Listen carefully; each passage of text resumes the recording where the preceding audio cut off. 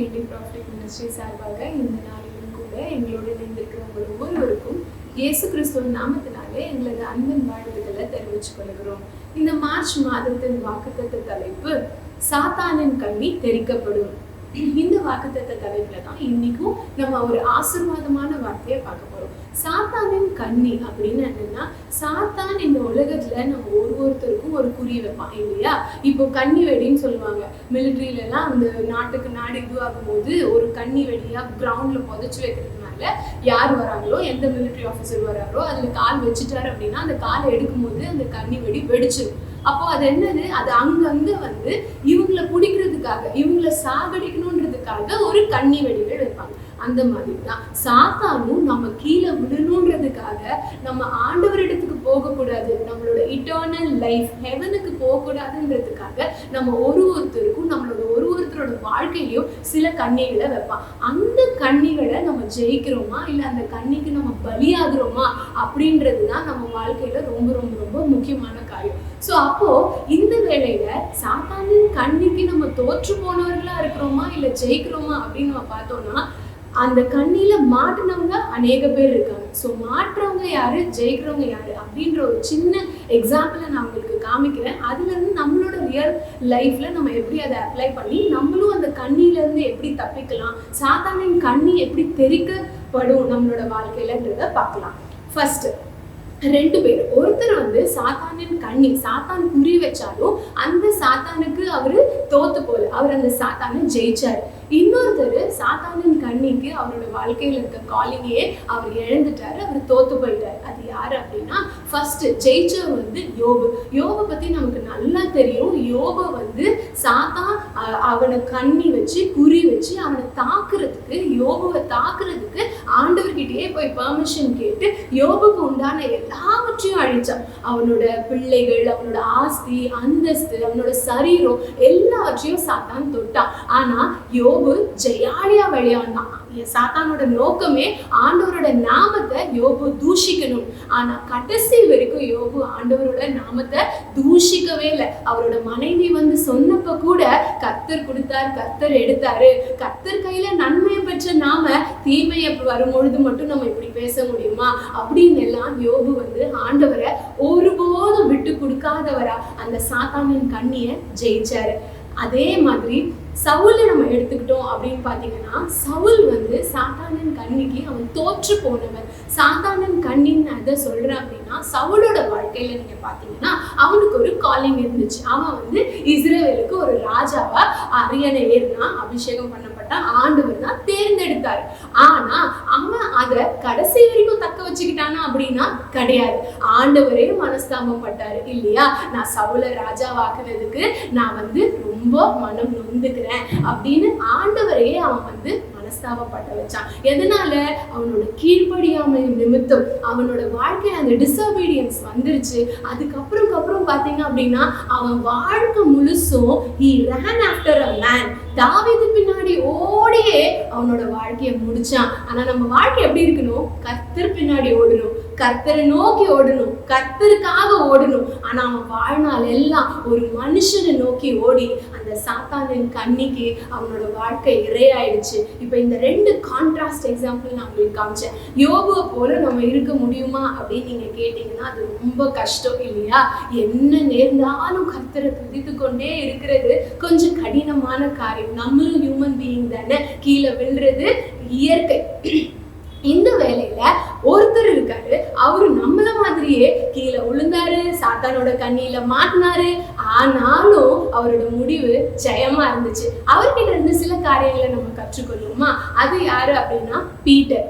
பீட்டரை பத்தி நம்மளுக்கு நல்லா தெரியும். இயேசுவோடவே கூட இருந்ததுதான் பேதுரு. பேதுருவை ஆண்டவர்கிட்டயே, ஜீசஸ் கிட்டயே வந்து சாத்தான் கேட்கிறானா, கோதுமைய புடமிடுறது போல நான் பேதுருவை புடமிடட்டுமா அப்படின்னு சாத்தான் இயேசுவின் இடத்திலேயே வந்து கேட்டிருக்கிறான் அப்படின்னு ஜீசஸே சொல்றாரு.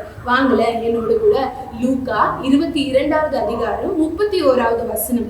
பின்னும் கர்த்தர், சீமோனே சீமோனே, இதோ கோதுமையை சுலகினால் புடைக்கிறது போல சாத்தான் உங்களை புடைக்கிறதற்கு உத்தரவு கேட்டுக்கொண்டான். நானோ உன் விசுவாசம் ஒழிந்து போகாதபடிக்கு உனக்காக வேண்டிக் கொண்டேன் அப்படின்னு ஜீசஸ் சொல்றாரு. அப்போ இந்த இடத்துல என்ன, சாத்தான் இப்போ பேதுருக்கு ஒரு கண்ணி வைக்கிறான். என்ன கண்ணி வைக்கிறான்? ஜீசஸ் யாருன்னே எனக்கு தெரியாது அப்படின்னு சொல்லி இயேசுவை மறுதளிக்கிற கண்ணி வைக்கிறான். அதுல பேதுரு ஜெயிச்சாரா தோத்து போனாரா? நம்ம எல்லாருக்கும் தெரியும். பேதுரு மிகுந்த பயத்தினால 3 தடவையுமே இயேசு யாருன்னே எனக்கு தெரியாது அப்படின்னு சொல்லி அவர் மறுதளிச்சிட்டார். ஆனா 3 தடவை அவர் தோத்து போனாலும் அவர் என்ன பண்றாருன்னு பாருங்களேன். இதுதான் நம்ம பேதுரு கிட்ட இருந்து கத்துக்கணும். அதே மத்தேயுக்கு வாங்க. மத்தேயு 26வது அதிகாரம் 75வது வசனம். இது எப்போ அப்படின்னா, 3வது தடவை பேதுரு இயேசு யாருன்னு எனக்கு தெரியாதுன்னு மறுதளிச்சிட்டான். அப்பொழுது பேதுரு, சேவல் கூவுகிறதற்கு முன்னே நீ என்னை 3 தடவை மறுதளிப்பா என்று இயேசு தன்னிடத்தில் சொன்ன வசனத்தை நினைத்து கொண்டு வெளியே போய் மனம் கசந்து அழுதான். அப்ப என்ன ஆயிடுச்சு? இப்ப பேதுருக்கு ரியலைஸ் ஆயிடுச்சு. ஜீசஸ் சொன்னாரே, நான் 3 தடவை அவரை மறுதளிப்பேன், சேவல் கூவுறதுக்கு முன்னாடி நீ என்ன 3 தடவை மறுதளிப்பேன்னு சொன்ன இயேசுவோட வார்த்தை நிறைவேறிடுச்சு. இயேசு சொன்னது அவனுக்கு ஞாபகம் வந்துருச்சு. நம்ம மறுதளிச்சிட்டோமே அப்படின்னு அவன் மனம் கசந்து அழுதான். இப்போ இங்க இருந்து நம்ம என்ன கத்துக்கணும்னா, சாத்தான் கண்ணி வச்சான், பேதுரு தோத்து போனா, விட்டு கொடுத்துட்டான். அவனோட தைரியமா அவனால நிக்க முடியல. ஏன்னா அவனை சுத்தி அப்படி ஒரு சூழல், நம்மளையும் சிலுவையில் அரைஞ்சிருவாங்களோ, நம்மளையும் சிறைப்பிடிச்சிருவாங்களோ அப்படின்னு அவன் ஒரு ஃபியர்ஃபுல் சிச்சுவேஷன்ல அவனோட மாம்சத்துக்கு அவன் விட்டுட்டான். ஆனா இயேசு சொன்னது அவனுக்கு ஞாபகம் வந்தோடனே அவன் ரிப்பெண்ட் பண்ணி அவன் மனம் கசந்து அழுதான். அதுதான் நம்ம கிட்ட இருக்கா? நம்ம ஒரு தடவும் when we fail, நம்ம கிட்ட அந்த உண்மையான மனம் திரும்புதல் இருக்கா? இயேசுவின் இடத்துல நம்ம மனம் கசந்து தவறு செஞ்சிட்டோம்னு அழுகிறோமா? அந்த மனம் திரும்புதல் நம்ம கிட்ட இருந்தது அப்படின்னா நம்ம வாழ்க்கையை நம்ம தோத்து போனவங்களா முடிக்க மாட்டோங்க. ஜெயாலியா தான் இருப்போம். இந்த மாதிரி நிறைய எக்ஸாம்பிள் வேதத்துல இருக்கு. தாவீது கூட தேவனோட இருதயத்துக்கு ஏற்றவன்னு சொல்லப்பட்ட தாவீது கூட அவனோட வாழ்க்கையிலும் அவன் சிறு தவறுகளை செஞ்சான், அடல்ட்ரி செஞ்சான், மர்டர் செஞ்சான்.